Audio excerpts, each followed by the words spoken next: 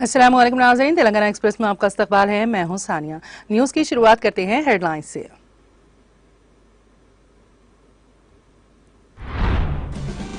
आवाम को अक्लमंदी के साथ वोट के इस्तेमाल की जरूरत। कोदाड़ में मुनक़िदा इंतखाबी जलसे से वज़ीर आला KCR का खिताब।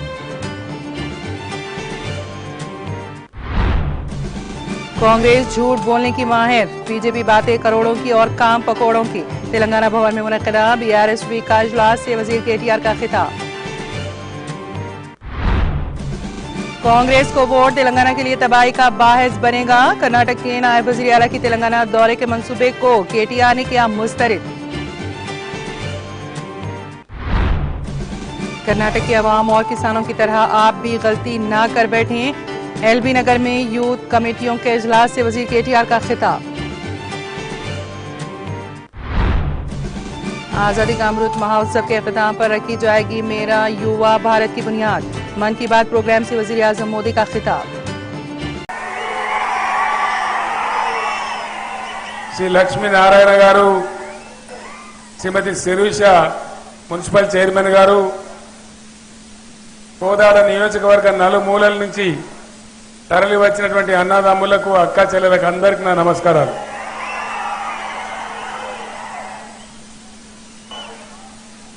మీరు చాలా మంది వచ్చినారు. దాదాపు మీరు చేరుకొని కూడా గంట సేపు అవుతా ఉంది. నేను చెప్పే 4 మాటలు మీరు శ్రద్ధగా వినాలని నేను కోరుతా ఉన్నా. ఎన్నికలు ఎప్పుడు వచ్చినా సరే, అర్షద్ తమ్ముడు ప్లీజ్, ఎన్నికలు ఎప్పుడు వచ్చినా సరే మనం విజ్ఞతతోని ఆలోచన చేయాలి. ఎలక్షన్లలో 2 ముఖ్య విషయాలు ఉంటాయి. ఒకటి, పోటీ చేస్తున్నటువంటి పార్టీలు, వాటి చరిత్ర, వాటి వైఖరి, ప్రజల గురించి ఏ పార్టీ వైఖరి ఏంది, వాళ్ళకి అధికారం వస్తే గతంలో ఏం చేసినారు, భవిష్యత్తులో ఏం చేయబోతారు అనేది ఒకటి ఖచ్చితంగా ప్రజలు ఆలోచించాలని మిమ్మల్ని కోరుతా ఉన్నా. ఎందుకంటే 75 ఏళ్లైంది దేశానికి స్వాతంత్రం వచ్చి. 75 సంవత్సరాల తర్వాత కూడా మనం ఎవరో చెప్పినని ఒక గాలి గత్తారులో ఓటు వేయద్దు. మన విజ్ఞతతో మనం ఆలోచన చేయాలి. ఎందుకంటే ఓటు మన తలరాతను మారుస్తుంది, మన భవిష్యత్తు నిర్ణయం చేస్తుంది, మన పంట పొలాలు ఎండాన్నా పండాన్నా ఆలోచన చేస్తుంది. కాబట్టి చాలా జాగ్రత్తగా మన చేతిలో ఉండే ఒకే ఒక బ్రహ్మాయుధం, బ్రహ్మాస్త్రం ఓటు. ప్రజాస్వామ్యంలో దాన్ని మించిన శక్తి లేదు. నేను దాన్ని నమ్ముకొనే, ప్రజలను నమ్ముకొనే తెలంగాణ ఉద్యమాన్ని పెట్టినాం. మీ అందరికి తెలుసు, కోదాడ నియోజకవర్గంలో పంట పొలాలకు నీళ్లు రావాలంటే ప్రతిసారి ధర్నా చేయాలి, లొల్లి పెట్టాలి, గొడవ చేయాలి, నల్గొండకు పోయి కలెక్టరేట్ ఆఫీస్ దగ్గర ధర్నాలు చేయాలి. అప్పుడు విజయసింహారెడ్డి గారని చెప్పి TRS జిల్లా ప్రెసిడెంట్ గా ఉండే 2003లో మొత్తం పంట పొలాలు పండించుకోండి నీళ్లు ఇడిచినారు, మధ్యలో నీళ్లు ఆపేసినారు. మీరు వినాలి ఈ మాట. ఆపేస్తే కోదాడ నుంచి, మిర్యాలగూడ నుంచి, నాగార్జున సాగర్ నుంచి, చాలా చోట్ల నుంచి నా దగ్గరికి ప్రజలు వచ్చినారు. ఏంది సమస్య అంటే, సార్ సగంలో కాలు ఆపేస్తా ఉన్నారు, 3 తల్లైతే పంటలు పండిపోతాయి, ఎట్లా చేసుకుకోవాలని చెప్పినారు. ఒక పిలిపిచ్చి నేనే నాగార్జున సాగర్ డ్యామ్ దగ్గరకు వచ్చిన. మీరు కూడా చాలా మంది, ఒక 60-70 వేల మంది ఆ రోజు వివిధ నియోజకవర్గాల నుంచి సాగర్ మీదకి వచ్చినారు. అల్టిమేటం ఇచ్చినామా అని అడుగున్న ప్రభుత్వానికి, 24 గంటల లోపల మీరు నీళ్లు కనుక ఇయ్యకపోతే ఇవాళ 60-70 వేలతో వచ్చినాం, రేపు 5 లక్షలతో వస్తాం, జాగ్రత్త, లేకపోతే ఏం జరిగినా మంచి అని చెప్పినాం. దాని ఫలితం 24 గంటల లోపు నీళ్లు ఇచ్చినారు. ఇట్లా ఎన్నో సార్లు, అనేక సార్లు మీరు బాధలు పడ్డారు. నేను అనుకున్న మర్మం ఏంది, మీకు చాలా మందికి, కొత్త తరం పిల్లలకు ఒక విషయం తెలియదు. నాటి నుంచి నేటి వరకు దయచేసి ఈ విషయాన్ని పెద్దలందరూ ఆలోచన చేయాలి. యువకులు కూడా ఊర్లకు పోయిన తర్వాత మీ పెద్దలను అడిగి ఈ విషయాలు తెలుసుకోవాలి. బంగారం లాగున్న తెలంగాణ నిజాం నుంచి విడిపడి ఊరుగుల రామకృష్ణారావు నాయకత్వంలో ఆరాటంతో ఇక ప్రాజెక్టులు కట్టుకోవాలని చెప్పి తెలంగాణ హైదరాబాద్ స్టేట్ పేరు మీద తన ప్రయాణాన్ని ప్రారంభించింది. నాగార్జున సాగర్ ప్రాజెక్టు పేరు నాగార్జున సాగర్ ప్రాజెక్టు కాదు. తెలంగాణ ప్రభుత్వం పెట్టుకున్నది వేరే, దాని పేరు నందికొండ ప్రాజెక్టు. కట్టవలసింది కూడా ఇప్పుడున్న జాగల కాదు, ఎక్కడనైతే కట్టినరో అక్కడ కాదు కట్టవలసింది. ఇప్పుడున్న దగ్గర నుంచి ఇంకొక 20 కిలోమీటర్ల పైకి ఏలేశ్వరం అనే ఊరు దగ్గర కట్టాలి. కానీ ఆనాడు గోల్మాల్ చేసి దాన్ని దిగువగా తీసుకొచ్చింది. తద్వారా తెలంగాణకు నీళ్లు తక్కువ, వేరే ప్రాంతానికి నీళ్లు ఎక్కువ అనేటువంటి ఒక కుట్ర జరిగింది. ఆనాడున్న తెలంగాణ కాంగ్రెస్ నాయకులు నోరు మూసుకొని పడున్నారు కాబట్టి ఇవాళ మనం శిక్ష అనుభవిస్తా ఉన్నాం. శాపం తగిలింది మనకు. ఆనాటి నుంచి ఈనాటి వరకు కూడా కాంగ్రెస్ పార్టీ వైఖరి ఏంది, నేను చెప్పేది నిజమా అబద్ధమా, మీ ఊర్లో పోయిన తర్వాత మీరు కూర్చొని చర్చ చేయాలని నేను కోరుతా ఉన్నా. ఊరికే ఇనిపోవద్దు మాటలు. గ్రామంలోకి పోయిన తర్వాత మీ బంధువులతోని, మీ మిత్రులతోని, మీ గ్రామ ప్రజలతోని మీరు చర్చ పెట్టండి. కేసీఆర్ గారు ఇట్లా అన్నారు, ఇది నిజమా కాదా అని తేల్చండి. అసలు ఉన్న తెలంగాణను, ఉన్న హైదరాబాద్ స్టేట్ ను ఊడగొట్టింది ఎవరు? మనకు కడదామనుకున్న ప్రాజెక్టును ఆపింది ఎవరు? వాటిని ఆపితే నోరు మూసుకొని పడున్న దద్దమ్మలు ఎవరు? ఏ పార్టీ వాళ్ళు? ఇదంతా చరిత్ర. ఆనాడు జరిగిన ఒక చిన్న పోరాటానికి మళ్ళీ 2000 సంవత్సరంలో ఏప్రిల్ నెలలో నేను బయలుదేరి గులాబీ జెండా ఎగరేసి నేను మాట్లాడేదాకా అడిగిన మొగోడే లేడు. ఈ జిల్లాలో లేకుండా మంత్రులు చాలా మంది మినిస్టర్లు ఉండ్రి. నాతో 200 దొడ్డు ఉన్నోళ్ళు, ఇంకా పొడుగు ఉన్నోళ్ళు ఐక్య రాష్ట్ర ముఖ్యమంత్రులతో కొట్లాడి ఒకటే మాట, ఈ దేశంలో దళిత సోదరులకు ఈ గతి పట్టించిన పార్టీ ఏది? దళిత సోదరులను, ముస్లిం సోదరులను ఓటు బ్యాంక్ లాగా వాడుకున్న పార్టీ ఏది? దళిత బంధు అని ఎవడన్నా మాట్లాడిండా? ఈ భారతదేశం మొత్తంలో ఏ ముఖ్యమంత్రి గాని, ఏ ప్రధానమంత్రి గాని, ఏ పార్టీ గాని దళితుల బతుకులు గడ్డకేయాలి, వాళ్ళని బాగు చేయాలని ఎవడన్నా ఆలోచన చేసిండా? ఇలా దళిత బంధు పెట్టినాం, 10 లక్షల రూపాయలు ఇస్తా ఉన్నాం, దఫాలుగా పోతా ఉంది. రాబోయే రోజుల్లో ఇంకా బడ్జెట్ పెంచుకుంటాం. ప్రతి దళిత కుటుంబానికి 10 లక్షల రూపాయలు వచ్చే వరకు ఆ కార్యక్రమం కొనసాగుతూ ఉంటది. అది బీఆర్ఎస్ కే సాధ్యమని మనవి చేస్తా ఉన్నా. ఇన్ని రకాలుగా తెలంగాణ ప్రజలకు అండదండగా ఉండేటువంటి పార్టీ, తెలంగాణ ప్రజలను కడుపులో పెట్టుకునే పార్టీ, తెలంగాణ ప్రజలను కన్న బిడ్డలుగా చూసుకునే party BRS party. BRS party car గుర్తుకే దయచేసి మీరందరూ ఓటేయాలని, మల్లయ్య యాదవ్ గారిని గెలిపించాలని మరొకసారి మిమ్మల్ని కోరుతూ, ఇంత పెద్ద సంఖ్యలో నన్ను మల్లయ్య యాదవ్ గారిని దీవించడానికి వచ్చేసిన ప్రతి ఒక్కరికి పేరు పేరున నేను ధన్యవాదాలు చెప్తూ నేను సెలవు తీసుకుంటా ఉన్నా. జై తెలంగాణ. సెలవు తీసుకుంటా ఉన్నా. జై తెలంగాణ. జై తెలంగాణ. కారు గుర్తుకే జై తెలంగాణ. జై తెలంగాణ.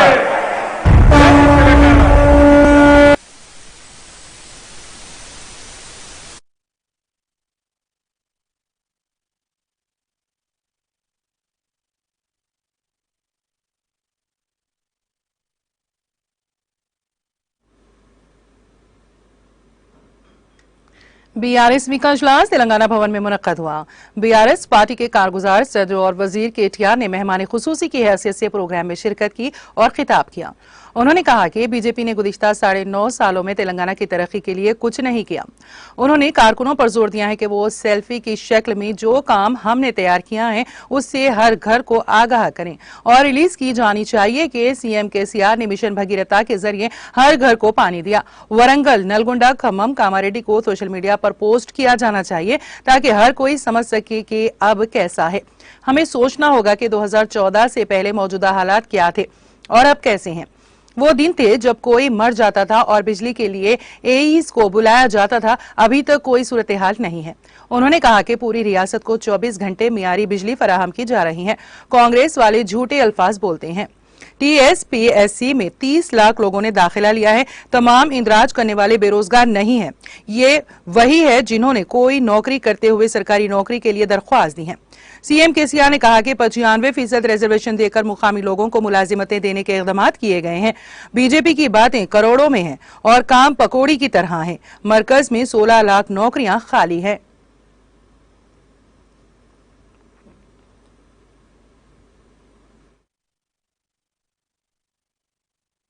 చెల్లెకు చేరాలి చెప్పాలి. భారతదేశంలో జిల్లాకు ఒక మెడికల్ కాలేజ్ ఉన్న ఒకే ఒక్క రాష్ట్రం పెట్టిన ఒకే ఒక్క ముఖ్యమంత్రి కేసీఆర్ మాత్రమే అనే మాట ప్రతి చెల్లెకి ప్రతి తమ్మునికి చెప్పాలి. అదే విధంగా 1001 గురుకుల పాఠశాలలు, 1-2 కాదు, 1001 గురుకుల పాఠశాలలు రెసిడెన్షియల్ స్కూల్ ఏవైతే పెట్టినో అక్కడ పోయి ఆ పిల్లలతో సెల్ఫీ దిగి 6.5 లక్షల మంది పిల్లల్ని గురుకుల పాఠశాలల్లో చదివిస్తున్న ఒకే ఒక్క ముఖ్యమంత్రి, ఒకే ఒక్క ప్రభుత్వం, తెలంగాణ ప్రభుత్వం, ఒకే ఒక్క ముఖ్యమంత్రి కేసీఆర్ అనే సెల్ఫీ వీడియో పెట్టాలి. ఇన్స్టాగ్రామ్ రీల్స్ చేస్తుందా మీకు? ఇన్స్టాగ్రామ్ రీల్స్ ఏముండాలి?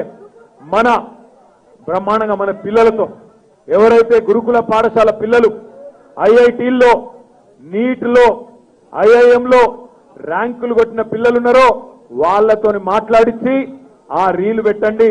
ఆ రీలు బ్రహ్మాండంగా ఇంటింటికి మనిషి మనిషికి చేర్చే విధంగా ఆలోచన చేయండి. మిషన్ భగీరథ వాటర్ ట్యాంకు ఇలా లేని ఊరు లేదు, లేని పల్లె లేదు, లేని పట్టణం లేదు. మిషన్ భగీరథ ఇంటింటికి తాగునీళ్ళిచ్చిన మొట్టమొదటి రాష్ట్రం తెలంగాణ. ఇంటింటికి నీళ్లిచ్చిన మొట్టమొదటి ముఖ్యమంత్రి కేసీఆర్ అనే మాట బ్రహ్మాండంగా ఇంటింటికి ఆ భగీరథ ట్యాంకు ముందు సెల్ఫీ తీసి ఒక వీడియో పెట్టి ఇంటింటికి చేర్చండి.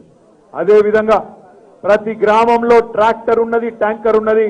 ఒకే ఒక్క రాష్ట్రం తెలంగాణ, ఇచ్చిన ఒకే ఒక్క ముఖ్యమంత్రి కేసీఆర్. అదే విధంగా ప్రతి ఇంటి ముందు నల్ల, ప్రతి గ్రామంలో నర్సరీ, ప్రతి గ్రామంలో ఒక డంపింగ్ యార్డు, ప్రతి గ్రామంలో ఇవాళ ఒక రైతు వేదిక, ఇట్లా ప్రతి గ్రామంలో ఒక నర్సరీ, ఆదర్శవంతమైన పల్లెల్ని తయారు చేసి 3% కంటే తక్కువ జనాభా ఉన్న రాష్ట్రం, దేశంలో 30% పంచాయతీ అవార్డులు కొడుతున్న రాష్ట్రం తెలంగాణ అనే మాట ఇలా బ్రహ్మాండంగా ప్రతి మనిషికి ప్రతి ఇంటికి చేరాలి.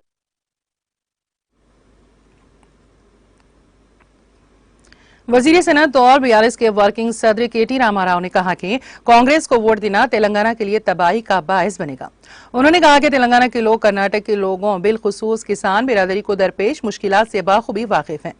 कर्नाटक के नायब वजीर आला डी.के. शिवा कुमार की तरफ से कर्नाटक का दौरा करने और फलाही प्रोग्रामों के निफाज के बारे में जांच करने की पेशकश का जवाब देते हुए बीआरएस के वर्किंग प्रेसिडेंट ने कहा कि इसकी कोई जरूरत नहीं है, क्योंकि पड़ोसी रियासत के किसान पहले ही खेतों में तेलंगाना का दौरा कर रहे हैं और किसान बिरादरी को खबरदार किया है। कांग्रेस पार्टी पर तनकीद करते हुए उन्होंने तेलंगाना में वोट हासिल करने के लिए कायदीन की साख जानने की कोशिश की, जबकि कर्नाटक में लोगों को बिजली और पानी की कमी की वजह से कई मुश्किलात का सामना है। तेलंगाना किसानों को 24 घंटे मुफ्त बिजली फराहम कर रहा है और ये अफसोसनाक है कि कर्नाटक के नायब वजीर आला डी.के. शिवा कुमार ने एतराफ किया कि कर्नाटक में किसानों को 5 घंटे बिजली फराहम की जा रही है। उन्होंने कहा कि किसानों के बिजली के सब स्टेशन के दफातर में खुदकुशी की कोशिश कर्नाटक में कांग्रेस हुकूमत की नाअहली को जाहिर करती है। कर्नाटक के लोगों से वादे की गई 5 जमानतों को नाफिज करने में कांग्रेस हुकूमत की नाकामी का जिक्र करते हुए बीआरएस के कारगुजार सदर ने कहा कि गृह ज्योति और अनाभाग्य स्कीमें शुरू नहीं हुई हैं। उन्होंने कहा कि कांग्रेस हुकूमत पीडीएस आउटलेट्स के जरिए गरीबों को चावल की फराहमी के लिए जद्दोजहद कर रही थी और लोगों को कई एक मसाइब से दो चार कर रही थी। गृह ज्योति को लागू करने की आड़ में न सिर्फ किसान बिरादरी के लिए बल्कि बेंगलुरु में तिजारती इदारों के लिए भी बिजली की कटौती की जा रही थी। सरकारी बसों में खवातीन के लिए मुफ्त सफरी स्कीम के नतीजे में कर्नाटक आरटीसी को नाकाबिल तलाफी नुकसान पहुंचा। बीआरएस के कारगुजार सदर और वजीर केटीआर ने कहा कि कर्नाटक के अवाम और किसानों ने कर्नाटक कांग्रेस को वोट देकर गलती की है और अब वहां के किसान इसका खिमियाजा भुगत रहे हैं। उन्होंने कहा कि वहां के किसान हमारी रियासत में आकर लोगों में शऊर बेदार कर रहे हैं। केटीआर ने एलबी नगर में मुनक्किदा बीआरएस बूथ कमेटियों के इजलास से खिताब किया। उन्होंने तबसरा किया कि कांग्रेस का मतलब मुश्किलात, आंसू और फिरका वाराना फसादात हैं। उन्होंने कहा कि रजनीकांत ने हैदराबाद की तरक्की की तारीफ की है। केटीआर ने कहा कि मेट्रो को नागोल से एलबी नगर और पेदा अंबरपेट तक बढ़ाया जाएगा। एलबी नगर से शमशाबाद जाने के लिए मेट्रो खिदमात फराहम की जाएगी। उन्होंने कहा कि कर्नाटक के किसान तेलंगाना आ रहे हैं और वहां मौजूदा कटौतियों के बारे में वजाहत कर रहे हैं। वो कह रहे हैं कि उन्होंने कांग्रेस को वोट देकर गलती की है। वो इस पार्टी को वोट देकर हार गए हैं। वो मशवरे दे रहे हैं कि तेलंगाना के लोगों को ऐसी गलती नहीं करनी चाहिए। उनका कहना है कि उन्होंने कांग्रेस को वोट देकर गलती की है। तेलंगाना के लोगों को मशवरा दिया जाता है कि वो ये कहते हुए गलती ना करे कि वो इस पार्टी को वोट देकर हार गए हैं। लोगों को याद रखना चाहिए कि 2014 से पहले हमारी रियासत में बिजली की फराहमी कैसी थी।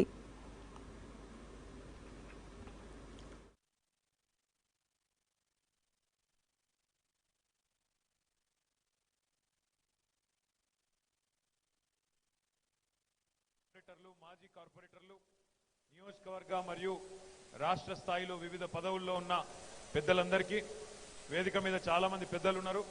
ఎవరెవరి పేర్లు అయితే నేను చెప్పలేదో వాళ్ళందరూ మనసులోనే తిట్టుకొని బయటికి తిట్టుకోవద్దని కోరుతూ, వేదిక ముందున్న మా గులాబీ సైనికులందరికీ, మా ఆడబిడ్డలకు, అన్నదమ్ములందరికీ పేరు పేరున హృదయపూర్వకంగా నమస్కారం. ముందుగా నేను చాలా మీటింగ్లు అటెండ్ అవుతుంటా కానీ ఎక్కడ ఇంతమంది ఆడబిడ్డలు కనబడలేదు. కాబట్టి ఆ క్రెడిట్ మొత్తం ఎల్బీ నగర్ ఎమ్మెల్యే గారు సుధీర్ రెడ్డి గారికే దక్కుతుంది. ఎక్కడ కూడా ఇంతమందిని సుశిక్షితులైన ఆడబిడ్డలు, రాణి రుద్రమకు వారసులైన మా ఆడబిడ్డలను ఇంతమందిని ఎక్కడ చూడలేదు. మీ అందరికీ కూడా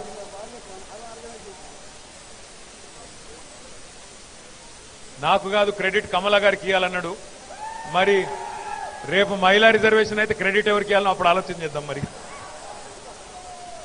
అందరికీ పేరు పేరున నమస్కారాలు తెలియజేసుకుంటూ, ముందుగా 576 పోలింగ్ బూతులుంటే ఈ 576 బూతులకు గాను మరి ప్రతి ఓటర్ను కలిసే విధంగా, ప్రతి ఒక్కరి గుండెను, ప్రతి ఒక్కరి గడపను తట్టే విధంగా చక్కటి కార్యాచరణ రూపొందించినందుకు గౌరవనీయులు ఎమ్మెల్యే గారికి హృదయపూర్వకంగా అభినందనలు తెలియజేస్తూ, ఈ స్ఫూర్తి ఎల్బీ నగర్ లో మీరు స్టార్ట్ చేసిన ఈ కార్యక్రమం నగరంలోని అన్ని నియోజకవర్గాలకు కూడా వ్యాపిస్తే బాగుంటది. అందరూ కూడా ఇదే పద్ధతుల్లో క్రమశిక్షణతో, ఒక ప్రణాళికతో ప్రచారం చేస్తే బాగుంటది అని చెప్పి నేనే సుధీర్ రెడ్డి గారికి చెప్పిన. అన్న, మీ బూత్ స్థాయి నాయకులు, బూత్ కమిటీ అధ్యక్షులు, అదేవిధంగా డివిజన్ స్థాయి నాయకులు, నియోజకవర్గ స్థాయి నాయకులు అందరితో కలిసి ముఖ్య నాయకులతోని ఒక్క సమావేశం ఏర్పాటు చేయండి. అందులో కొన్ని విషయాలు మాట్లాడుకుందాం. ఆ తర్వాత నెల రోజుల పాటు ప్రచారం ఎట్లాగూ చేయవలసి ఉంటది. కాబట్టి ఏం చెప్పారు వస్తేనే మనకు లాభం అవుతుందని చెప్పాలి. ఇంకొక కొత్త కార్యక్రమం సౌభాగ్య లక్ష్మి కింద అర్హులైన మహిళలందరికీ నెలకు 3000 రూపాయల చొప్పున భృతి కూడా ఇయ్యబోతా ఉన్నామనే మాట కూడా మీ అందరికి విజ్ఞప్తి చేస్తా ఉన్నాం. అంటే ఇవన్నీ కూడా ప్రజలకు లాభమయ్యే కార్యక్రమాలు. ఇవన్నీ కూడా మరి అర్బన్ అయినా, రూరల్ అయినా, ఎల్బీ నగర్ అయినా, లేదా అక్కడ మునుగోడైనా, ఎక్కడైనా కూడా ప్రజలకు లాభమయ్యే కార్యక్రమాలు. ముఖ్యంగా పేద, దిగువ మధ్యతరగతి ప్రజలకు లాభమయ్యే అంశాలు ఇవన్నీ గట్టిగా చెప్పాలి. నేను అందుకే చెప్తున్నా, చివరగా వాళ్ళు సీట్లు పంచుకునే లోపల సుధీర్ రెడ్డి గారు మీరు స్వీట్లు పంచుకునే దిశగా మీ కార్యాచరణ ఉండాలని మనస్ఫూర్తిగా కోరుకుంటూ, మీరందరూ రాబోయే 30 రోజులు అంకిత భావంతో పార్టీ గెలుపు కోసం పనిచేయండి. రాబోయే 5 ఏళ్లు మీకోసం మేం పనిచేస్తామని చెప్పి తెలియజేస్తూ, జై తెలంగాణ. మా ఆడబిడ్డలందరికీ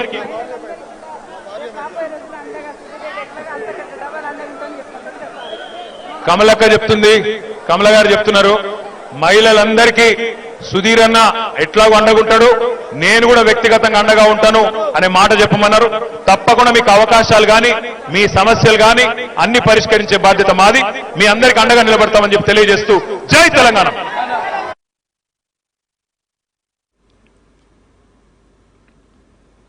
जिले सिद्दीपेट के गजवेल हल्के से भारत राष्ट्र समिति के उम्मीदवार की हैसियत से तीसरी मर्तबा इंतखाबी मुकाबला करने वाले चीफ मिनिस्टर के चंद्रशेखर राव की तायद में आज गजवेल के बल्दी वार्ड नंबर 2 में मुकामी रुकन कानून साज council doctor V Yadav Reddy की क़यादत में पार्टी कायदीन और कारकुनों ने बूथ लेवल सतह पर इजलास मुनक़द करते हुए बाज़ाब्ता इंतखाबी मुहिम का आगाज किया, जिसमें मुकामी काउंसलर बालामनी, नायब सदर बल्दिया मोहम्मद जकीउद्दीन और दूसरे कायदीन ने शिरकत की और खिताब में आने वाले इंतखाबात के मौके पर 30 नवंबर 2023 को होने वाले रायदही में बीआरएस उम्मीदवार वजीर आला केसीआर के इंतखाबी निशान कार को वोट देकर भारी अक्सरियत से तीसरी मर्तबा मुंतखब करने की अपील की है और कहा कि गुज़िश्ता 10 सालों में वजीर आला के चंद्रशेखर राव ने गजवेल की तरक्की को मिसाली कर दिया।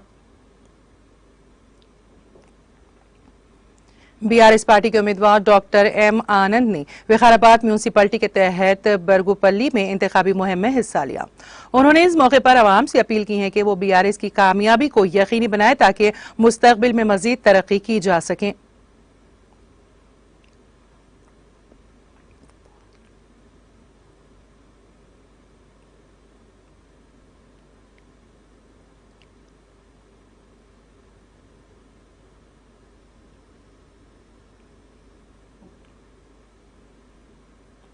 तांडूर की एमएलए पायलट रोहित रेड्डी ने कहा है कि मैं तांडूर का मुकामी हूं।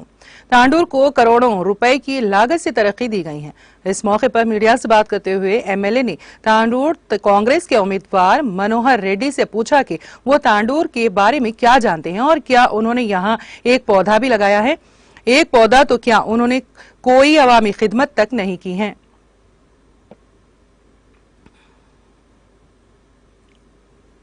हल्के असेंबली हुस्नाबाद में गुज़िश्ता 10 सालों से हो रहे मिसाली तरक्की मुल्क और रियासत के लिए गैर मामूली और मिसाली हैं। तश्कील तेलंगाना से कबल हुस्नाबाद इंतहाई पसमानदा और खुश्क साली से मुतासरा था। अवाम रोजगार के लिए नकले मुकाम के लिए मजबूर थी। ऐसे हालात में वज़ीर आला के चंद्रशेखर राव ने अलहदा रियासत तेलंगाना के क़याम के बाद हुस्नाबाद की तरक्की की रफ्तार को बढ़ाने और पसमानदगी को दूर करने के लिए करोड़ों रुपए खर्च किए। अवाम की जरूरियात को पूरा करने के लिए खुसूसी दिलचस्पी के जरिए तरक्याती काम अंजाम दिए गए।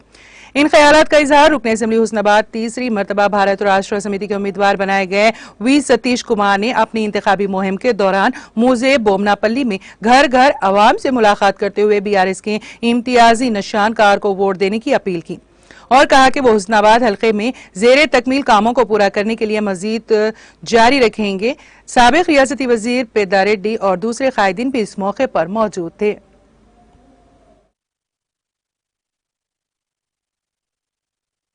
ప్రతి ఒక్క వర్షం చుక్క ఇవాళ మనం మన చెరువులలో నిలుపుకొని వ్యవసాయం కూడా పెంచుకుంటూ జరిగింది। బ్రహ్మాండమైన అభివృద్ధిలో కూడా ముందుకు సాగుతున్నామని చెప్పి కూడా మీ అందరికీ తెలియజేస్తున్నాం। ఇవన్నీ చేసుకుంటూ వస్తున్న భువనపేట గ్రామంలో కూడా ఇదే కాకుండా గౌరవ ముఖ్యమంత్రి కేసీఆర్ గారు మళ్ళీ మూడోసారి కూడా ముఖ్యమంత్రి చేసుకునే పరిస్థితి మనకు వచ్చింది। తప్పకుండా మీరందరూ కూడా రేపు 30 నవంబర్ జరగబోయే కార్యక్రమం ఓటింగ్ కార్యక్రమంలో కూడా తప్పకుండా ఎన్నికల్లో కూడా తప్పకుండా కారు గుర్తు ఓటేసి భారీ మెజార్టీతో గెలిపిస్తారని చెప్పి గౌరవ ముఖ్యమంత్రి కేసీఆర్ గారిని మూడోసారి ముఖ్యమంత్రి చేసుకున్నామని చెప్పి కూడా నేను తెలియజేస్తున్నాను। బీఆర్ఎస్ మేనిఫెస్టో గౌరవ ముఖ్యమంత్రి గారు ఇవ్వడం జరిగింది। ముఖ్యమంత్రి గారు ఎటువంటి వ్యక్తి అంటే ఆయనకు ప్రజలకు ఏమి కావాలి, తెలంగాణకు ఏం కావాలని తెలిసిన వ్యక్తి గౌరవ ముఖ్యమంత్రి కేసీఆర్ గారు। వారు మేనిఫెస్టోలో చెప్పడం జరిగింది। ఇవాళ ప్రతి సిలిండర్ ధర కూడా బాగా పెరిగిపోయింది। 1200 రూపాయలకు సిలిండర్ దొరుకుతుంది, 400 రూపాయలకే సిలిండర్ ఇస్తామని చెప్పడం జరుగుతున్నది। గ్యాస్ సిలిండర్ 400 రూపాయలకే ఇస్తాం। అదే కాకుండా పేద మహిళలందరికీ కూడా 3000 రూపాయలు సౌభాగ్య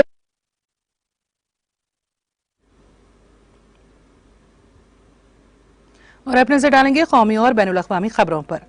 वज़ीर आज़म नरेंद्र मोदी ने ऐलान किया कि इस साल 31 अक्टूबर इत्तेहाद के दिन एकता दिवस के मौके पर आज़ादी का अमृत महोत्सव के इख्तिताम के साथ ही एक बहुत बड़ी मुल्क गिर तंजीम मेरा युवा भारत की बुनियाद रखी जाएगी, जो नौजवानों को मुल्क की तामीर के लिए मुख्तलिफ इवेंट्स में फ़ाल किरदार अदा करने का मौका फराहम करेगी। मोदी ने ये ऐलान ऑल इंडिया रेडियो पर अपने बाकायदा माहाना प्रोग्राम मन की बात के 106वें एपिसोड में किया। मोदी ने कहा कि 31 अक्टूबर हम सब के लिए बहुत खास दिन है। इस दिन हम मर्द आहिन सरदार वल्लभ भाई पटेल की यौम पैदाइश मनाते हैं। हम हिंदुस्तानी उन्हें बहुत सी वजूहात की बिना पर याद करते हैं और खिराज अकीदत पेश करते हैं। सबसे बड़ी वजह है मुल्क की 580 से ज्यादा रियासतों को जोड़ने में उनका बेमिसाल रोल। मुल्क के अलग अलग हिस्सों को हिंदुस्तान के साथ जोड़ने का काम सरदार वल्लभ भाई पटेल ने किया। उन्होंने कहा कि हम जानते हैं कि हर साल 31 अक्टूबर को गुजरात में स्टैच्यू ऑफ यूनिटी पर कौमी इत्तेहाद के दिन एकता दिवस से मुतालिक तकरीब होती हैं। इस मरतबा इसके अलावा दिल्ली में कर्तव्य पथ पर एक बहुत ही खास प्रोग्राम इनेकाद किया जा रहा है। उन्होंने कहा, आपको याद होगा कि हाल ही में मैंने मुल्क के हर गांव और हर घर में मिट्टी जमा करने की दरख्वास्त की थी। हर घर से मिट्टी जमा करने के बाद इसे कलश में रखा गया और फिर अमृत कलश यात्रा निकाली गई। मुल्क के कोने कोने से जमा की गई ये मिट्टी, ये हजारों अमृत कलश यात्राएं अब दिल्ली पहुंच रही हैं। यहाँ दिल्ली में इस मिट्टी को एक बहुत बड़े भारत कलश में डाला जाएगा और इस मुकद्दस मिट्टी से दिल्ली में अमृत वाटिका की तामीर होगी। ये मुल्क की राजधानी के कल्ब में अमृत महोत्सव की अजीम मीरास के तौर पर मौजूद रहेगी।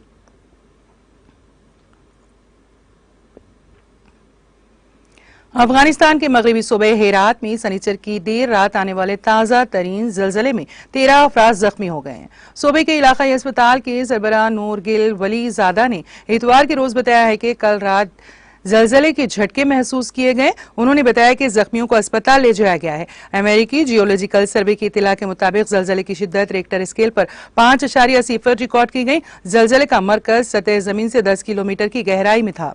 वाज़ेह है कि इतवार के रोज भी हेरात में मुकामी वक्त के मुताबिक सुबह 9:20 पर 4.8 शिद्दत का जलजला महसूस किया गया। एहलकार ने तस्दीक की कि कल 13 जख्मियों को अस्पताल पहुंचाया गया है।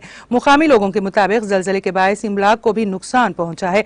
गुज़िश्ता 7 अक्टूबर के बाद से हेरात और पड़ोसी सूबों बादगीस और फेरा में जलजले आए, जिससे हजारों अफराद जाँ बहक हो चुके हैं। इसके अलावा हजारों घर तबाह हो गए हैं।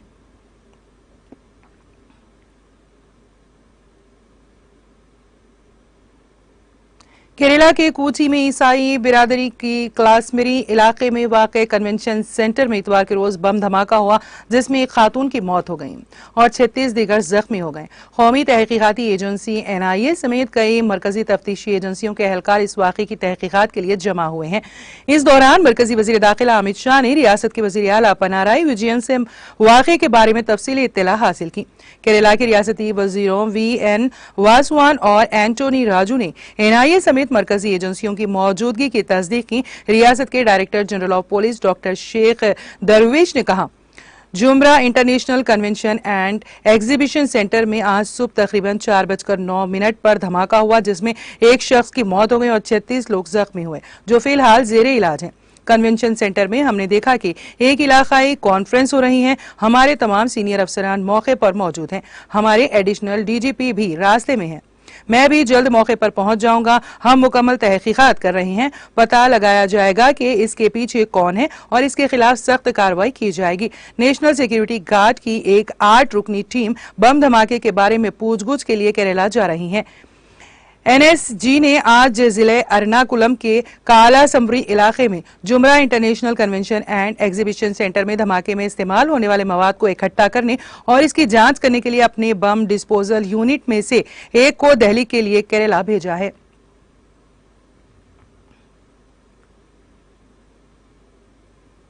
NCP के कौमी सदर शरद पवार ने वज़ीर-ए-आज़म नरेंद्र मोदी के जरिए खुद पर लगाए गए इल्जामात का जवाब देते हुए कहा कि जब मैं मुल्क का वज़ीर ज़राअत था तो मुल्क अनाज के मामले में खुद कफील हो गया था, जबकि इससे कबल दीगर ममालिक से अनाज दरामद करना पड़ता था। वज़ीर ज़राअत का ओहदा संभालते ही मैंने किसानों का 62,000 करोड़ रुपए का कर्ज माफ किया और ज़राअती पैदावार के MSP में 150 से 250% से जायद इजाफा किया। इसकी वजह से ज़राई पैदावार में इजाफा हुआ और अपना मुल्क अनाज के मामले में खुद कफील हो गया। शरद पवार यशवंतराव प्रतिष्ठान में एक पुरहुजूम प्रेस कॉन्फ्रेंस से खिताब कर रहे थे। इस मौके पर शरद पवार ने कहा कि 2004 से 2014 तक वज़ीर ज़राअत के तौर पर अपने दौर में किसानों के लिए किए गए फैसलों के बारे में जानकारी दी। शरद पवार ने कहा कि वज़ीर आज़म का ओहदा विखार का ओहदा है, इसलिए नरेंद्र मोदी को कम से कम इस ओहदे का ही पास व लिहाज रखना चाहिए था। शरद पवार ने कहा कि जब मैंने ओहदा संभाला तो अमेरिका से गंदम दरामद करनी पड़ी, फिर हमने कुछ फैसले किए। गंदम, चावल, सोयाबीन, कपास की यकीनी कीमत दुगनी कर दी गई। 2004 से 2014 तक बहुत से अहम प्रोग्राम शुरू किए गए। शरद पवार ने मजीद कहा कि वज़ीर आज़म ने शरडी में जो बातें कहीं उनका हकीकत से कोई ताल्लुक नहीं है। उन्होंने मुझ पर जो इल्जामात आयद किए कम अज कम उनके बारे में उन्हें पूरी मालूमात हासिल कर लेनी चाहिए थी। शरद पवार ने कहा कि 2004 से 2014 तक मुल्क के वज़ीर ज़राअत के ओहदे पर फायज रहा। 2004 में मुल्क में ग़िज़ाई अजनास की किल्लत थी। हलफ उठाने के दूसरे ही दिन बादल खुदा न खास्ता एक तलब फैसला करना पड़ा। मुल्क को अमेरिका से गंदम दरामद करनी पड़ी। मुल्क में स्टॉक की हालत अच्छी नहीं थी। वो फाइल मेरे पास आई, मैंने इस फाइल पर दस्तखत नहीं किए थे। मैं सोच रहा था और मैं परेशान था कि मेरे पास गल्ला दरामद करने से मुतालिक फाइल पड़ी हैं। 2 दिन बाद उस वक्त के वजीर आजम मनमोहन सिंह का फोन आया। उन्होंने कहा कि 3 से 4 हफ्तों में हमें किसी परेशानी का सामना करना पड़ सकता है, तो मैंने दस्तखत कर दिए।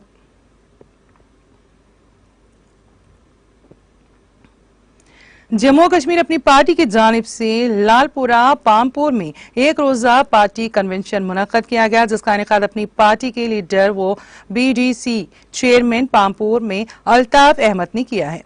प्रोग्राम की सदारत जम्मू कश्मीर अपनी पार्टी के सदर सैयद मोहम्मद अल्ताफ बुखारी ने किया। इस मौके पर पार्टी के नायब सदर मोहम्मद रफाई मीर, प्रोविजनल प्रेसिडेंट अशरफ मीर, जिला सदर पुलवामा गुलाम मोहम्मद मीर के अलावा दीगर कारकुनान ने भी शिरकत की।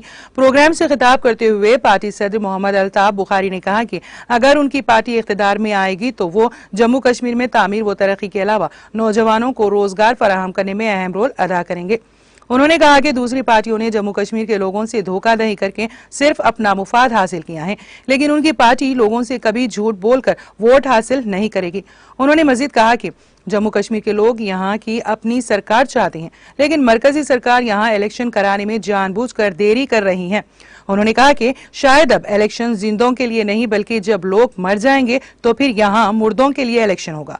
पार्टी सदर ने मजीद कहा कि जम्मू कश्मीर के लोगों को 370 और 35A के नाम पर धोखा दिया जा रहा है कि इस सेपरेटिस्ट्स को वापस लाया जाए। ताहम हकीकत यही है कि जो चीज हाथ से चली जाती है उसे दोबारा से वापस लाना नामुमकिन सी बात होती है। उन्होंने कहा कि लोगों को इन धोखेबाजों पर भरोसा नहीं करना चाहिए जिन्होंने 70 सालों से यहाँ के लोगों को धोखा देकर अपने अकाउंट भर लिए हैं। समझ इतनी है तो बदकिस्मती इस कौम की है। क्या जम्मू कश्मीर के बच्चे की बात करनी नाराजगी है? यही तो आप लोग उन लीडरों को बिठा दिया है आपने कि बात करोगे, ये नाराजगी है। कौन करेगा मेरे बच्चों की बात? अगर आपको ये नाराजगी लगती है, आपको लगे नाराजगी की बात नहीं है, दिल जलता है। हमारे बच्चे पब्लिक सर्विस कमीशन क्लियर करते हैं, SSR भी क्लियर करते हैं, और फिर पुलिस वाला कहता है इनकी वेरिफिकेशन नहीं है। क्यों जी? माँ से का ताया का चाचा इसका कभी 90 में मिलिटेंसी में था, तो फिर तो पूरे कश्मीर को बंद रखो, फिर इनको बोलो तुमको इम्तिहान ही नहीं देना है, तो क्या रिकंसिलेशन होगी? क्या रिकंसिलेशन? मुझे बता क्या रिकंसिलेशन होगी? जम्मू कश्मीर में जो लोग इंतजामिया चला रहे हैं, तंग कर रहे हैं लोगों को, तो क्या अगर बात आप अपने लोगों की यहाँ मुझे ये पूछना है इनको कि ढूंढ चाहिए थी, चूंट चाहिए थी, मैं उसके लिए आता हूँ यहाँ, तो मैं तो लोगों की बात करने के लिए आता हूँ, और उन्हीं नौजवानों की जो हमारे पास सुबह शाम आते हैं, जो लोग आते हैं, माँ बाप आते हैं, उनकी बात करते हैं। क्या वापस करते हैं? आप सब लोग पूछते हो क्या वापस करेंगे? जिसने जो लिया वो कभी वापस करता है? किया आज तक आया? क्या आप ये मानते हैं? आपको क्या लगता है आप ला पाओगे? खाली सुप्रीम कोर्ट में ही से आ सकता है। मैं तो पहले से कह रहा हूँ, उन जमातों ने लाया जिन्होंने 2020 में कहा था। आप लोग तो तब भी कहते थे हे अल्ताफ साहब क्या शुक्राना, ये तो आप क्यों ये कहते हो? हम तो सच कहते हैं कि कोई नहीं ला सकता, खाली सुप्रीम कोर्ट दे सकता।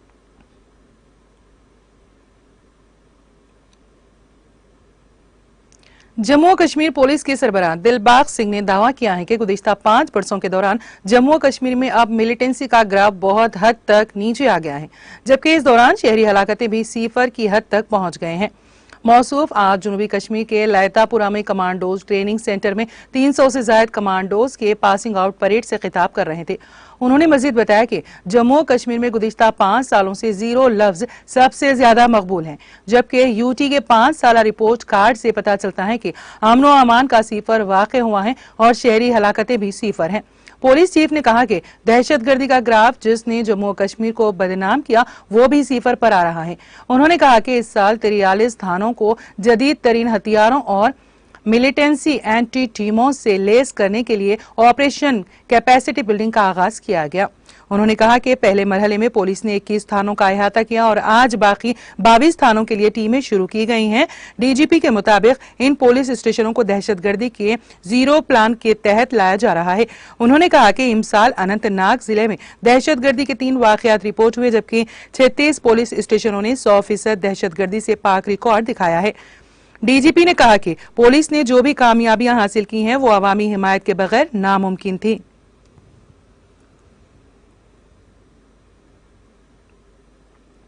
के बारे में जानना चाहेंगे, कितना सक्षम होगा इसके बाद जम्मू कश्मीर को? देखिए, इस कार्यक्रम के बारे में मैंने अपनी तकरीर के दौरान भी अभी आपको बताया है। इस साल अप्रैल के महीने में बड़ी सतह पे ये फैसला हुआ कि हम लोग अब जब सब चीजें हालात मामूल की तरफ बढ़ रहे हैं तो दहशतगर्दी की कार्रवाइयों को भी जीरो टेरर की तरफ बढ़ाने की जरूरत है।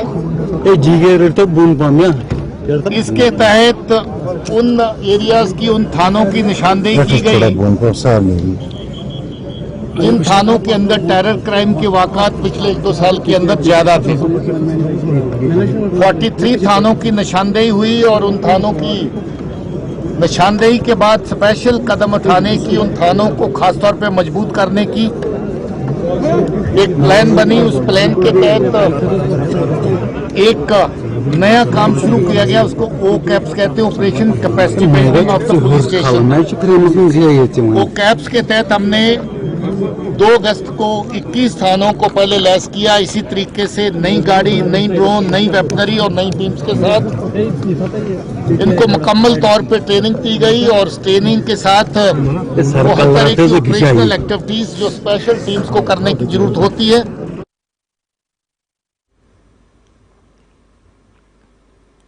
और अब आखिर में एक नजर हेडलाइंस पर। आवाम को अक्लमंदी के साथ वोट के इस्तेमाल की जरूरत। कोदाड़ में मुनक्किदा इंतखाबी जलसे से वजीर आला KCR का खिताब।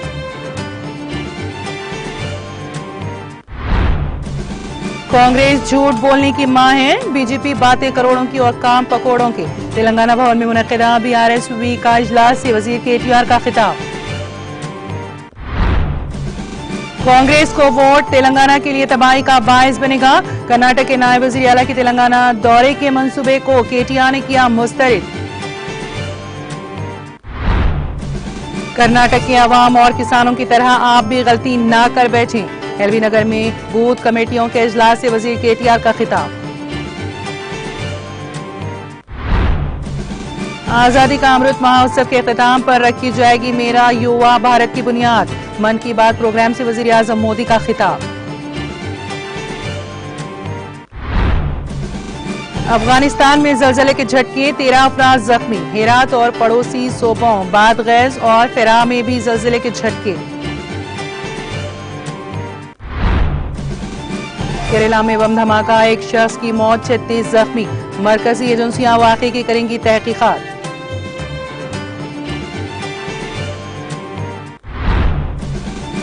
और वजीर आजम का ओहदा एक आईनी ओहदा, इसका वकार बरकरार रखना चाहिए। साबिक मरकजी वजीर शरद पवार ने मोदी के तंजिया रिमार्क्स का दिया जवाब।